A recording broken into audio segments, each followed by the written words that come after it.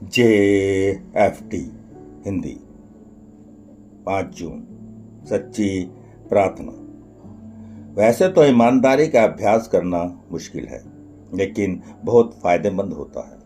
Basic test पृष्ठ 86। ईमानदार होना कितना कठिन है। हम में से अनेक अन्य में आते वक्त इतनी उलझनों से भरे होते हैं कि हम यह समझ ही नहीं पाते कि हकीकत में हमारी जिंदगी में क्या कुछ घटित हुआ है और क्यों कर हुआ है। और इस सब को समझने बूझने में ही कई दफ़ा महीने और साल पर साल गुजर जाते हैं। हमारी जिंदगी की हकीकत हमेशा वही नहीं होती जैसा कि हम दूसरों को बताते हैं। हम अधिक सत्यनिष्ठ होना कैसे शुरू कर सकते हैं? हम में से बहुत से प्रार्थना में ईमानदारी पर बने रहना सबसे सरल समझते हैं।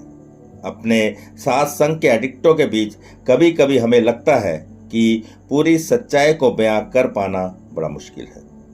हम यह निश्चित समझते हैं अगर यह सच्चाई दूसरों को पता लग गई कि हम वस्तुतः हैं क्या, तो वे हमें स्वीकार नहीं करेंगे। अत्यंत सूचित और विनाशकारी रूप से उत्कृष्ट छवि हम में से कुछ एक पेश करते हैं। उसके साथ बहुत दूर तक रह पाना निहायत मुश्किल है।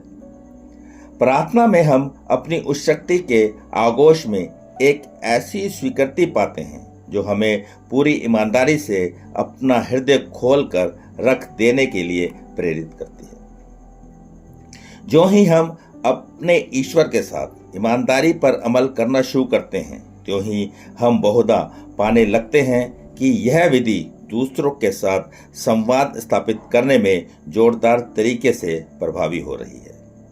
इससे हम में ईमानदार होने की आदत पड़ने लगती है। जब हम मीटिंग में दूसरों के साथ कार्य करते हैं और आपस में शेयर करते हैं, तब हम अपने ईमान पर अमल करने लगते हैं। बदले में हम देखते हैं कि हमारी जिंदगी दोस्ती के गहरे रिश्तों से समृद्ध होती चली जा रही है। हम इससे भी आगे बढ़कर यह महसूस करने लगते हैं कि अब हम अपने प्रति भी ज़्यादा ईमानदार हो सकते हैं। हमारा अपना स्वयं का आत्म, जो शायद हमारे व्यक्तित्व का सबसे सच्चा इंसान होता है। ईमानदारी एक गुण है जिसे अभ्यास से विकसित किया जा सकता है।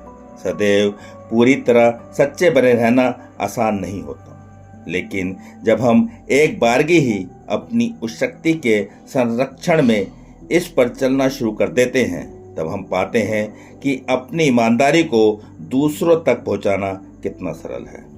सिर्फ आज के दिन मैं अपने ईश्वर के, स्वयं के और दूसरों के प्रति ईमानदार रहूंगा।